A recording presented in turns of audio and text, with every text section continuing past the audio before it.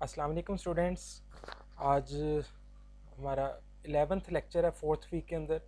इसके अंदर हम स्टडी करेंगे मैसेज बक्स के बारे में। लास्ट क्लास में हमने मैसेज बक्स के बारे में कुछ चीज़ें पढ़ी थी, उनको हम यहाँ पे रिपीट करते हैं।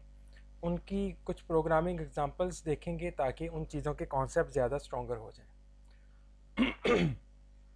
तो पहले नंबर पे write a program that input a value from the user and display its square on message box. हमने यूज़र से एक वैल्यू लेनी है और उसका स्क्वायर मैसेज बक्स के ऊपर डिस्प्ले करना है। सो देखते हैं, ये हमारे पास एक dim x as integer, x एक वेरिएबल है, उसकी वैल्यू हम यूज़र से लेते हैं। हम लगाएंगे यहाँ पे वैल्यू का function, value of input box. Input box में हम कहते हैं एंटर अ नंबर, एक नंबर यूज़र से लेंगे। ये इसका प्रॉम्प्ट है। टाइटल में हम लिख देते हैं स्क्वायर कैलकुलेटर और फिर उसके बाद हम उसकी डिफ़ॉल्ट वैल्यू 0 दे देते हैं। ये x एक इनपुट आ जाएगी आपके पास। आप x का स्क्वायर कैलकुलेट करते हैं x raise to the power 2 करने के बाद, और उसके बाद आप मैसेज बक्स के थ्रू उसको डिस्प्ले करना चाहते हैं, सिंपल x डिस्प्ले करेंगे आप। और अगर आप इसके साथ कुछ बटन्स लगाना चाहते हैं तो फिर आपको पता है कि आपको एक और वेरिएबल की ज़रूरत होती है। हम कहते हैं z, सपोज z, और यहाँ पे आप लगाते हैं vb yes no cancel। ये लगाने के बाद डॉट, यहाँ पे आप टाइटल लिख देंगे स्क्वायर कैलकुलेटर। इसको रन करके देखते हैं और उसके बाद हम आएंगे इसके ऊपर कुछ आइकन लगाने के लिए। यहाँ पे आपने लिखा 76, उसका स्क्वायर ये आपके सामने और 3 बटन्स आ गए। और इसी तरह से हमने जो प्रैक्टिस की थी उसको भी साथ साथ कंटिन्यू करेंगे, प्लस VB क्रिटिकल। तो VB क्रिटिकल लिखने के लिए हमने VB क्रिटिकल लिखने के बाद हम इसको रन करके देखेंगे तो क्रिटिकल का ना सिर्फ आइकन आएगा बल्कि साउंड भी जनरेट होगा। तो ये साउंड भी जनरेट हो रहा है और साथ में उसका मैसेज भी जनरेट हो रहा है। ठीक है, तो ये स्क्वायर कैलकुलेट हो रहा है थ्रू मैसेज बक्स। अगर आप ये स्टेप नहीं करना चाहते, ठीक है, आप इसको रेज कर दें और आप यहाँ पे आके इसका स्क्वायर लिख सकते हैं एज इट टी। जो भी x की वैल्यू होगी उसका स्क्वायर आपके सामने कैलकुलेट होके आ जाएगा। एक ये मेथड है, इसको हम अप्लाई करके देखते हैं। 13 लिखा और उसका स्क्वायर 169 आ गया। सिमिलर आप ये लिखने के बजाय सिंपल रेज मल्टीप्लाई कर दें x को x के साथ, यहाँ पे कोमा रिक्वायर्ड है। तो ये हमारे पास स्क्वायर कैलकुलेट का तीसरा मेथड आ गया। इसको लेके चलेंगे तो भी सेम आंसर प्रोड्यूस होगा। सो ये स्क्वायर कैलकुलेट हो रहा है। हमने बटन्स की प्रैक्टिस की और इन चीज़ों को हम कंटिन्यू करेंगे अगले प्रोग्राम्स के अंदर भी। नेक्स्ट हमारे पास है write a program that enter length and width of a rectangle and display its area and perimeter. आज के दिन में जो हम चीज़ें करने वाले हैं उसको हम एक अलग मैसेज बॉक्स के ऊपर एक एक वैल्यू को शो करवाएंगे। नेक्स्ट क्लास में जो हम प्रैक्टिस करेंगे हम एक ही मैसेज बॉक्स के ऊपर दोनों आंसर्स को डिस्प्ले करना सीखेंगे। सो हम पहले नंबर पे डिम लेंथ LDN पूरे स्पेलिंग लिख लेते हैं, विड्थ एरिया और P metre as double. Double data type के 4 वेरिएबल लिए, 2 वेरिएबल्स के अंदर हम इनपुट लेंगे और 2 वेरिएबल्स के अंदर हम प्रोसेसिंग करने के बाद आउटपुट देंगे। लेंथ के अंदर वैल्यू लेने के लिए हम कहते हैं वैल्यू ऑफ इनपुट बक्स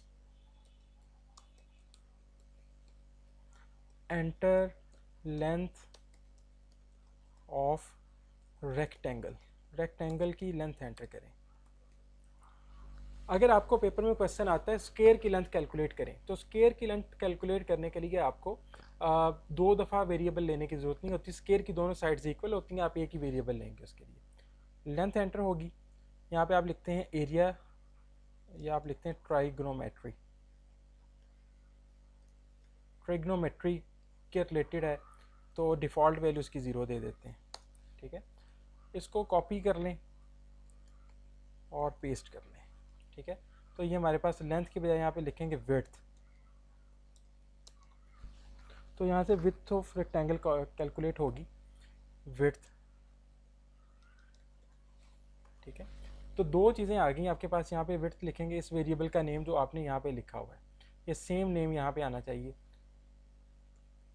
तो विड्थ कैलकुलेट जो है ना वो यूज़र से गेट कर लेंगे। एरिया कैलकुलेट करना हो तो सिंपल फार्मूला है, area is equal to length multiplied by width, ये कर लें। और पेरीमीटर किसके बराबर होता है, P metre is equal to length plus width multiplied by 2। Length और विड्थ को ऐड करने के बाद 2 से मल्टीप्लाई करते हैं। अब हम मैसेज बॉक्स की तरफ आते हैं। मैसेज बॉक्स में हम लिखते हैं एरिया, और यहाँ पे लिख देते हैं एरिया ऑफ ट्रायंगल, ठीक है। और जैसे ये लिखते हैं वो कहता है कि जी आपने अगर सेकंड कोमा इस्तेमाल किया है तो इसको किसी जगह पे स्टोर ज़रूर करें। हम z इज़ इक्वल टू ये इस्तेमाल कर रहे हैं, ठीक है। अभी हमने इसके अंदर कोई भी पैरामीटर और पास नहीं किया, हमने सिर्फ प्रॉम्प्ट और टाइटल दिया है। तो सेम काम हम करते हैं, z is equal to message box, यहाँ पे हम पी मीटर डिस्प्ले कर देते हैं, पी मीटर, और यहाँ पे लिख देते हैं पेरीमीटर ऑफ ट्रायंगल। ट्रायंगल का पेरीमीटर कैलकुलेट हो जाएगा। अभी ये जो हमने फर्स्ट और सेकंड कोमा के दरमियान स्पेस छोड़ी है, यहाँ पे बटन वगैरह ऐड हो सकते हैं, उसको देखते हैं। पहले हम इसको देख लें कि क्या इतना जो है वो वर्क कर रहा है। हम लेंथ देते हैं, लेट्स सपोज 56, विड्थ लेंथ से कम होती है 45, तो ये हमारे पास एरिया ऑफ रेक्टेंगल आ गया, और उसके बाद ये हमारे पास पेरीमीटर ऑफ ट्रायंगल आ गया।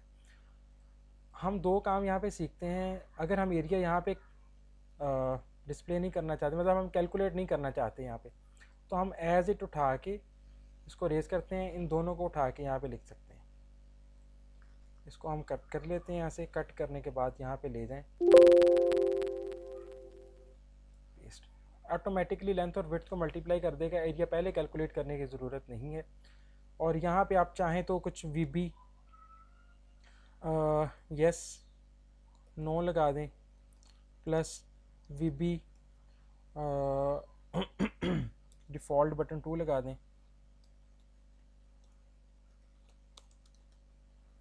प्लस आप कर लेते हैं यहाँ पे वी बी एक्सक्लेमेशन। तो ये हमारे पास बटन्स लग गए। यहाँ पे भी कुछ बटन लगा लेते हैं। हाँ, पेरीमीटर भी अगर आप इस तरह से कैलकुलेट नहीं करना चाहते, आप यहाँ से पेरीमीटर रेज कर दें, और बग़ैर वेरिएबल डिक्लेयर किए आप इन दो को उठा के एज इट ही कॉपी करें। कॉपी करने के बाद आप यहाँ पे प्लेस कर दें, और इसको रेज कर दें, इसकी क्योंकि ज़रूरत नहीं है। और एक और बात, अब हमको यहाँ पे भी दो वेरिएबल डिक्लेयर करने की ज़रूरत नहीं है, ठीक है। अब हम डायरेक्टली इसको कैलकुलेट करने के बाद डिस्प्ले कर रहे हैं। यहाँ पे हम करते हैं V B yes, V B okay cancel लगा दिया, plus V B default button इसमें भी 2 कर देते हैं, plus V B question mark, ताकि इनकी भी प्रैक्टिस हो जाए साथ साथ में ना। तो ये हमने दो चीज़ें लगा दी, और डायरेक्ट ही हम चीज़ों को यहाँ पे कैलकुलेट कर रहे हैं बगैर डिक्लेरेशन ऑफ वेरिएबल। हम यहाँ पे इसको वैल्यूज़ देते हैं, तो एरर मैसेज भी साथ में जनरेट कर रहा है, जो कि एक्सक्लेमेशन की वजह से है, ठीक है। तो पेरीमीटर भी कैलकुलेट हो रहा है और एरिया भी कैलकुलेट हो रहा है विदाउट यूजिंग वेरिएबल्स, ठीक है। प्रोसेसिंग के लिए जो हमने वेरिएबल्स लेने थे, हम उनके बगैर इस्तेमाल कर रहे हैं इसको। उसके बाद कहते हैं write a program that enter marks of 4 subject, display sum and average on message box. ये भी आसान है। इसको जो है इस तरह की मिलती जुलती एक एग्जांपल हमने क्लास में की थी, लास्ट क्लास में। Dim S1 S2 S3 and S4, और सम और average as integer, as double ले लेते हैं, डबल डाटा टाइप से, ठीक है। S1 is equal to value of input box, input box की वैल्यू लें, एंटर मैथ्स मार्क्स, मैथ्स के मार्क्स से एंटर करेंगे, और उसके बाद इसका टाइटल दे देते हैं रिज़ल्ट, और उसकी डिफ़ॉल्ट वैल्यू 0 दे देते हैं। एक्स पोजीशन वाई पोजीशन भी दे के देख लेते हैं, ठीक है। इसको मैं कॉपी कर लेता हूँ, आप लोगों के लिए कॉपी रिकमेंडेड नहीं है, प्रैक्टिस करें, लिख के जितनी दफ़ा कर सकते हैं ताकि ज़्यादा से ज़्यादा जो है वो आपका ग्रिप हो जाए, होल्ड हो जाए सिंटैक्स के ऊपर। मैथ की जगह पे कर देते हैं उर्दू, यहाँ पे मैथ की जगह पे कर देते हैं इंग्लिश, एंड लास्ट पे कर देते हैं कंप्यूटर। तो हम देखते हैं कि क्या इतना रन हो रहा है, फिर आगे मूव करते हैं।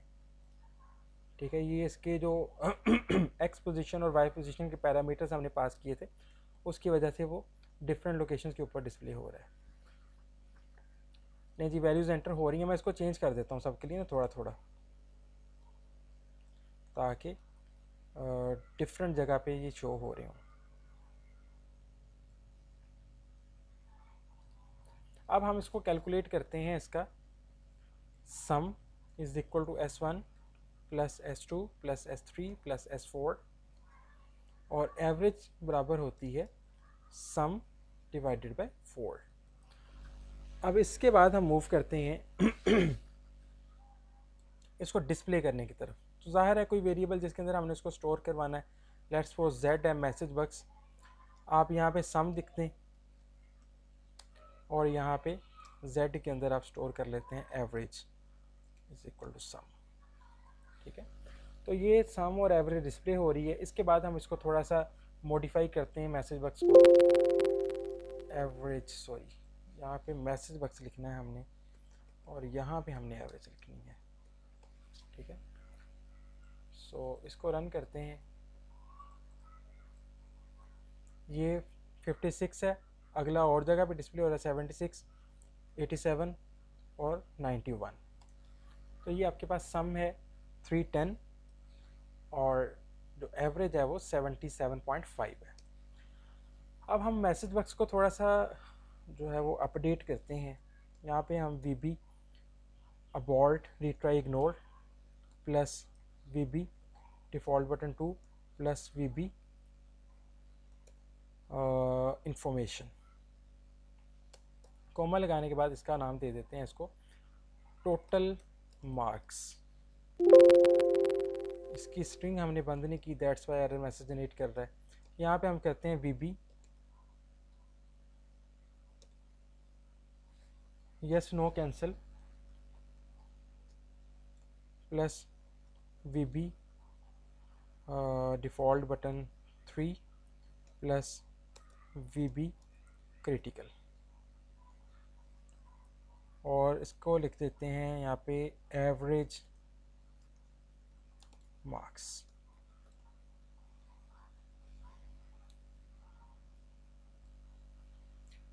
ओके जी, अब इसको हम रन करके देखते हैं इसको रन करके देखते हैं और मैसेज बक्स की जो है ना वो अपडेट लेते हैं। यहाँ पे 76, 67, 87, 98। सो ले जी आपके टोटल मार्क्स यहाँ पे डिस्प्ले हो रहे हैं और ये एवरेज मार्क्स यहाँ पे डिस्प्ले हो रहे हैं। ठीक है, नेक्स्ट प्रोग्राम के ऊपर मूव करते हैं। Write a program that input 5 different numbers from the user and display sum of their cubes on message box। नहीं जी, इसको एडिट करते हैं। हमने 5 नंबर लेने हैं और उनके सम ऑफ क्यूब्स लेने हैं हमने। तो डिम कोई नंबर आप ABC करके ले लें, XYZ करके ले लें, A B C D E as long data type, और इसका सम भी ले लेते हैं साथ में, सम एज लॉन्ग। तो ये लॉन्ग डाटा टाइप में हमने सम समेत सभी को ले लिया ताकि अगर 32,767 से ज़्यादा भी होते हैं तब भी ये रन करता जाए। एक ही वैल्यू लेनी है, वैल्यू ऑफ इनपुट बक्स।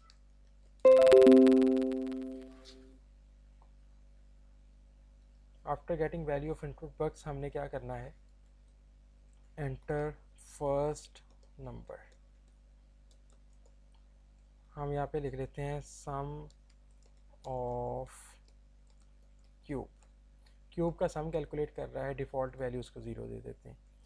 ठीक है, similarly B is equal to value of input box enter second number, और यहाँ पे सम of cubes,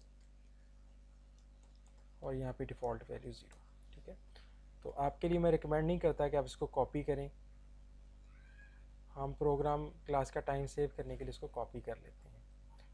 C D E ये कैलकुलेट हो गया। यहाँ पे हम कर लेते हैं सेकंड, यहाँ पे थर्ड नंबर, यहाँ पे हमारे पास है फोर्थ नंबर, और यहाँ पे हमारे पास है फिफ्थ नंबर। ठीक है, तो ये 5 नंबर हमारे पास आ गए। हमने इनके सम ऑफ क्यूब्स कैलकुलेट करने हैं। एक तरीका का तो ये है कि हम इन सभी को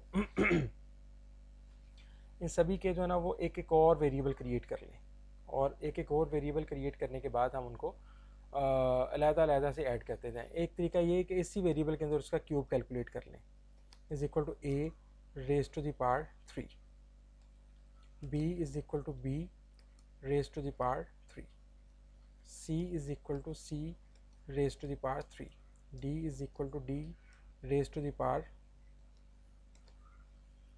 3, e is equal to e raise to the power 3। तो ये a का क्यूब a के अंदर स्टोर हो चुका है, b का क्यूब b के अंदर, c का क्यूब c के अंदर, d का d के अंदर, और e का क्यूब e के अंदर। अब हम करते हैं sum is equal to a plus b plus c plus d plus e। तो इनका सम आपके सामने कैलकुलेट हो चुका है। अब हम मैसेज बॉक्स लगाते हैं और इनको डिस्प्ले करते हैं। मैसेज बॉक्स, यहाँ पे हम लिख देते हैं सम। अगर आपने मैसेज बॉक्स में प्रॉम्प्ट के अलावा कोई भी और पैरामीटर देना हो तो आपको उसकी वैल्यू किसी जगह पे स्टोर करनी पड़ती है। अब यहाँ पे मैं दे देता हूँ VB abort retry cancel ignore plus VB critical, और यहाँ पे हम दे देते हैं सम ऑफ क्यूब्स।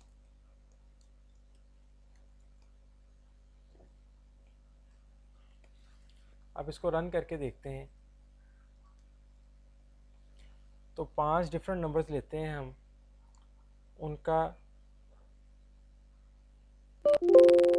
उनके सम ऑफ क्यूब्स ये हमारे पास सामने आ गए। ठीक है, इसी को हम कंटिन्यू करते हैं। Write a program that get 3 sides of triangle from user. User से 3 साइड्स कैलकुलेट गेट करनी है ऑफ ट्राइंगल की, and then calculate area and using hero's formula. Area calculate करना है बाय यूजिंग हीरोज फार्मूला। तो इसको रेज कर देते हैं। हमने डिम x y z या ABC जो आमतौर पे इस्तेमाल होता है हीरो फार्मूला के अंदर, ABC, उसके बाद हमने s कैलकुलेट करना है और एरिया कैलकुलेट करना है एज डबल लेंगे, क्योंकि डबल में इशारिया, जब भी हम लेंथ कैलकुलेट करते हैं तो इशारिया आने के चांसेस बढ़ जाते हैं। उसके बाद हम कहते हैं a is equal to value of input box, enter first side of the triangle की फर्स्ट साइड एंटर करें। हम एरिया कैलकुलेटर इसका नाम रख देते हैं, इसका टाइटल सॉरी, और डिफ़ॉल्ट वैल्यू इसकी 0 दे देते हैं। सिमिलरली यही काम रिपीट करेंगे हम B के साथ और C के साथ। B C, यहाँ पे एरिया ऑफ, यहाँ पे सेकंड साइड कर लेते हैं, यहाँ पे हम कर लेते हैं थर्ड साइड। अब हमने S कैलकुलेट करना है। S is equal to A, brackets इस्तेमाल करेंगे, A plus B plus C divided by 2। तो ये हमारे पास S कैलकुलेट हो जाएगा। अब हमने जो एरिया कैलकुलेट करना है, area is equal to S into S minus A into S minus B into S minus C। लेकिन हमने इसका साथ में स्क्वायर रूट भी लेना होता है, तो SQR फंक्शन लगाएंगे इस सारे के ऊपर, यहाँ से लेकर यहाँ तक के ऊपर। तो ये स्क्वायर रूट की एक डबल डाटा टाइप की वैल्यू आपको रिटर्न कर देगा। अब हम इसका मैसेज बॉक्स लगाते हैं, यहाँ पे लिखते हैं एरिया, उसके बाद आप कुछ बटन्स लगा लें, VB yes, no, cancel, plus आप कोई VB क्रिटिकल लगा दें और यहाँ पे आप लिख देते हैं एरिया कैलकुलेटर, ट्राइंगल के एरिया कैलकुलेटर।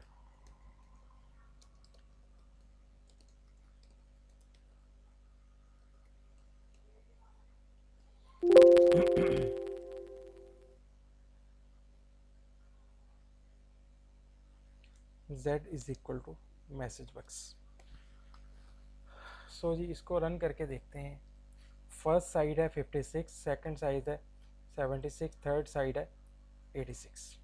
तो ये हमारे पास एरिया कैलकुलेट होके आ गया और साथ में आपके सिंबल्स आपको नज़र आ रहे हैं। सो ये वाला जो स्वैपिंग वाला प्रोग्राम है ये आप लोगों ने पहले किया हुआ है। इसको मैसेज बॉक्स में करने से पहले हमने एक और कॉन्सेप्ट लेना है, कॉन्कैटिनेशन का। तो कॉन्कैटिनेशन का कॉन्सेप्ट जो है ना उसके साथ मैं आपको करवाऊंगा, अदरवाइज़ आप लोग इसको कर सकते हैं। इसमें जितने भी हमने एग्जांपल्स किए हैं आप आसानी से इसको कवर कर सकते हैं। अब हम नेक्स्ट इसके ऊपर आते हैं, प्रोग्राम के ऊपर। Write a program that enter user salary, user से सैलरी लेनी है, deduct 7.5% income tax from salary, add 4.5% house rent allowance in the salary and display net salary on message box। सो देखें जी हमने क्या करना है, हमने यूज़र से सैलरी लेनी है, उसके ऊपर टैक्स लगा देना है 7.5%। ठीक है, जितनी भी सैलरी होगी 7.5% टैक्स लगाना है और उसके बाद टैक्स डिडक्ट हो जाएगा। डिडक्ट होने के बाद जो अमाउंट बचेगी उसके ऊपर हमने हाउस रेंट अलाउंस लगा देना है 4.5%। उसके अंदर इंक्रीज़ कर देना हाउस रेंट। एक्चुअली ये हाउस रेंट पहले होता है, हाउस रेंट पहले ऐड कर लेंगे, फिर उसके ऊपर टोटल जो नेट इनकम होती है उसके ऊपर टैक्स होगा। In the salary and display net salary on message box. अब इसको करते हैं, कैसे होगा, हमें 3 वेरिएबल चाहिए, सैलरी और टैक्स और house rent allowance as double data type. ठीक है, सैलरी की वैल्यू यूज़र से लेते हैं। हम एक और वेरिएबल भी यहाँ पे क्रिएट कर सकते हैं नेट सेल के नाम से, यानी कि नेट सैलरी जो आ रही है। ठीक है, हमने यूज़र से एक ही वैल्यू लेनी है सैलरी की। Salary is equal to value of input box. Input box की वैल्यू में हम यहाँ पे लिखते हैं एंटर योर सैलरी। टाइटल इसका रख देते हैं नेट सैलरी कैलकुलेटर और डिफ़ॉल्ट वैल्यू इसकी 0 रख देते हैं। अब ये जो सैलरी आ गई है इसमें हमने हाउस रेंट अलाउंस ऐड करना है। Salary is equal to net salary is equal to salary, या पहले हम इसका HR काउंट कर लेते हैं। HR हाउस रेंट अलाउंस कितना हो गया, सैलरी का 4.5%, salary multiplied by 4.5 divided by 100। तो ये सैलरी का 4.5% कैलकुलेट हो गया हाउस रेंट अलाउंस। अब सैलरी जो थी उसके अंदर जो है ना सैलरी की वैल्यू में हम HRA हाउस रेंट अलाउंस का इजाफा कर देते हैं। अब टोटल सैलरी बढ़ चुकी होगी 4.5%। ठीक है, उसके बाद हमने टैक्स कैलकुलेट करना है। Tax is equal to salary की जो नई वैल्यू है उसका 7.5% है। ठीक है, यहाँ पे आपके टैक्स कैलकुलेट हो गया नई सैलरी के ऊपर। अब हमने ये माइनस भी करना है, जो टैक्स कैलकुलेट हुआ है सैलरी में से टैक्स माइनस कर दिया तो नेट सैलरी आ गई, नेट सेल। इसको हम डिस्प्ले करते हैं मैसेज बॉक्स के ऊपर। Message box value of input box enter, ये हम इनपुट बॉक्स लगाए जा रहे हैं। हमने लिखना है मैसेज बॉक्स में salary net cell. Net cell लगाने के बाद इसको रन करके देखते हैं, फिर इसको थोड़ा सा जो है ना वो रेनोवेट कर लेंगे अपने मैसेज बॉक्स को। लेट्स सपोज हम कहते हैं 65,000। तो ये जो है ना उसकी नेट सैलरी 62,830 रुपीज़ होगी। आप इसको थोड़ा सा मॉडिफाई कर लेते हैं, यहाँ पे लिख देते हैं मैसेज बॉक्स में नेट सैलरी कैलकुलेटर, और यहाँ पे हम कुछ बटन्स लगा देते हैं। वीबी क्रिटिकल, मेरे ख्याल बटन ना लगाएं, इसमें सिर्फ आइकन ही काफ़ी है। तो z is equal to this VB critical, सिर्फ एक आइकन ही लगेगा। बटन बाय डिफ़ॉल्ट जो एक ओके का बटन होता है सिर्फ वही बटन नज़र आएगा। वो 6,000 65,000, तो ये कैलकुलेट हो रहा है। तो ये थोड़ा सा आउटपुट मॉडिफाई हो गई है। लास्ट प्रोग्राम देखते हैं। Write a program that enter number of hours, user से नंबर ऑफ आवर्स लेने, the program will return the number of minutes and seconds in given hour. हमने यूजर से नंबर ऑफ आवर्स लेने हैं, फिर उसको कन्वर्ट करना है। तो डिम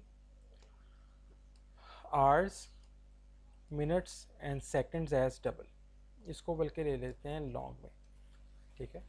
तो कुछ भी आवर्स आ सकते हैं। आवर्स की वैल्यू लेनी है यूजर से, वैल्यू ऑफ इनपुट बक्स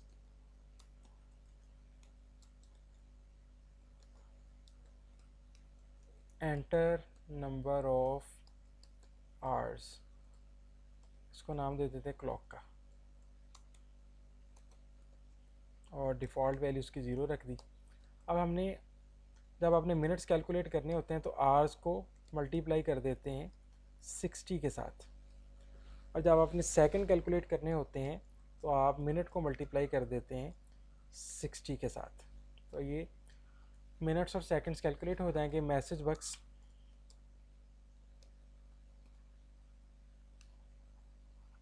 यहाँ पे हम लिख देते हैं मिनट m, यहाँ पे लिख देते हैं वीबी इंफॉर्मेशन, और यहाँ पे लिख देते हैं minutes in given hours. Given hours के अंदर कितने मिनट्स हैं, और जब इसको स्टोर करने लगेंगे तो वो हमें कहेगा कि किसी वेरिएबल के अंदर इसकी वैल्यू को स्टोर कर लें। हम इक्वल साइन लगा के कोई वेरिएबल इस्तेमाल कर लेंगे। फिर यहाँ पे z is equal to message box m VB question लगा लेते हैं, सेकंड्स इन गिवन आवर्स। नहीं बेटा, जिसको रन करके देखते हैं 56, ये हमारे पास नंबर मिनट्स हैं, और ये सेकंड्स इन गिवन आवर्स। इसको हम कर लेते हैं फॉर एग्जांपल 1, 60 मिनट है और 60 सेकंड्स। ये गलत हो रहा है, 60 मिनट है और 60, यहाँ पे हमने s लिखना है, फिर वो सेकंड्स की वैल्यू देगा। 1 मिनट है, 1 आवर के अंदर 60 मिनट और 3600 सेकंड्स। इसको कुछ बटन वगैरह ऐड कर लेते हैं, वीबी यस नो,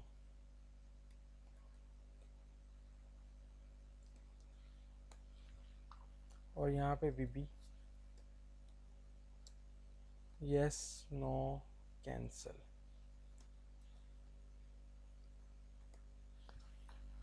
नहीं जी, इसको मॉडिफाई कर दिया। इसको रन करके देखते हैं। 2 आवर्स के अंदर 120 minutes and 7200 seconds.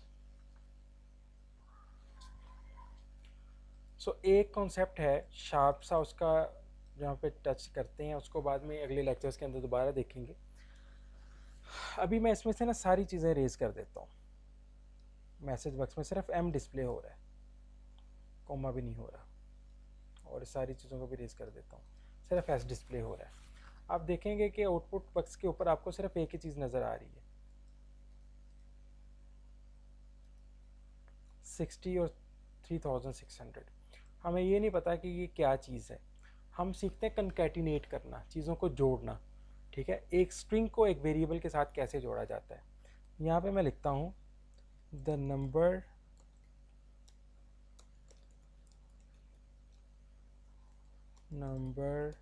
Of minutes in given hours. आप लोगों को याद होगा कि अभी ये प्रॉम्प्ट के अंदर है हम, ठीक है। इसको मैं डबल कोड लगाता हूँ, मैं इसको रन करने लगता हूँ तो ये m की वैल्यू लेता नहीं है। मैं कहता हूँ कि ये इतनी चीज़ एज इट डिस्प्ले हो जाए और m की जगह m की वैल्यू जो यहाँ पे कैलकुलेट हुई है वो डिस्प्ले हो जाए। तो यहाँ पे ना मैं एंड ऑपरेटर लगाता हूँ, ठीक है।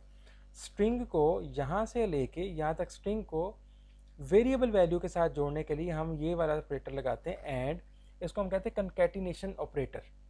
आप देखें ज़रा आउटपुट के ऊपर इसका क्या इफेक्ट होता है। हमने यहाँ पे 1 वैल्यू दी, the number of minutes in given hour is equal to 60 और ये 3600। इसको मज़ीद मॉडिफाई करते हैं, यहाँ पे स्पेस देते हैं, इक्वल साइन दे के स्पेस लगा देते हैं। अब देखें यहाँ से लेके ये इक्वल साइन से यहाँ से लेके यहाँ तक जो है ये हमारे पास स्ट्रिंग है। स्ट्रिंग को हमने एक वेरिएबल के साथ जोड़ा। अब एक वेरिएबल को स्ट्रिंग के साथ जोड़ना सीखते हैं। यहाँ पे लगाते हैं and are the number of seconds in given hours. So ये देखें हमने दो तरह से कंकैटिनेट किया, स्ट्रिंग को वेरिएबल के साथ और वेरिएबल को स्ट्रिंग के साथ, दो चीज़ों को हम कंकैटिनेट कर रहे हैं। तो देखें ज़रा, हम कहते हैं लेट्स सपोज 3, तो 180 मिनट्स होंगे और इसके मल्टीपल में जो हमारे पास 10,800 जो है ना वो सेकंड्स होंगे इसके अंदर। 10,800 are the number of seconds in given hours, या नंबर ना भी लिखें, सेकंड्स इन गिवन आवर लिख सकते हैं हम। इसको देखें ज़रा, सेकंड्स इन गिवन आवर्स, ठीक है। अब इसको गिवन आर के बजाय मैं अगर एच की वैल्यू यहाँ पे डिस्प्ले करना चाहूँ, इन एंड एच, इसको अंडरस्टैंड करें ज़रा। ये सेकंड की वैल्यू डिस्प्ले करेगा और ये एच की वैल्यू डिस्प्ले करेगा, और दरमियान में यहाँ से लेके यहाँ तक जो है वो जो एज इट चीज़ को डिस्प्ले करना है। और ये वाले जो हमारे पास कंकैटिनेशन ऑपरेटर हैं, ये इस स्ट्रिंग को वेरिएबल के साथ जोड़ रहे हैं और ये इस स्ट्रिंग को वेरिएबल के साथ जोड़ रहे हैं, ठीक है।